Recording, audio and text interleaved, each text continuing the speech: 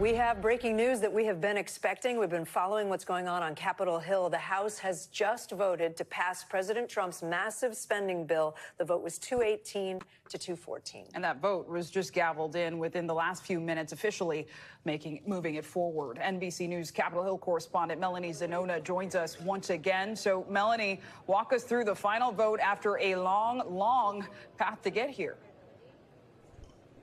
It was a long night. It was a long few months. This has been the crux of Donald Trump's signature domestic policy agenda. There were some moments there where it looked a lot rocky and like it wasn't getting it through, but ultimately they got it done, and it will now head to President Donald Trump's desk for signature with a possible bill signing ceremony as soon as tomorrow on July 4th. He wanted this symbolic deadline. That's why they're pushing so hard to get it done. In the end, as you mentioned, the vote was 218 to 214. There were only 2 Republican no votes. On one end of the political spectrum was Thomas Massie. He's a conservative, a libertarian. He had made his concerns about the lack of spending cuts and how much this adds to the deficit very well known. So he was not much of a surprise there. But then the other Republican no vote was Brian Fitzpatrick of Pennsylvania. He's a moderate.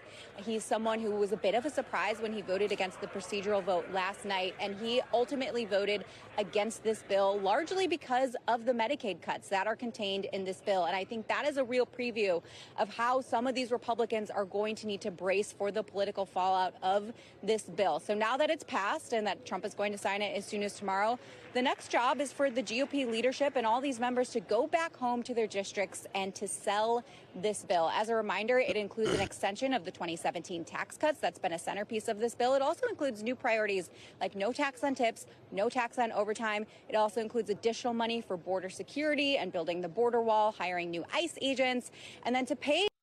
Shout out to President Trump, handling business, coming through on all the promises that he made during the campaign. No tax on tips, no tax on overtime, border security, handling business. It's going to be a lot of these liberals and Democrats crying about Medicaid and food stamps and Section 8 and all that type of shit, man. Get off your ass, go get a job, get back with your baby daddy.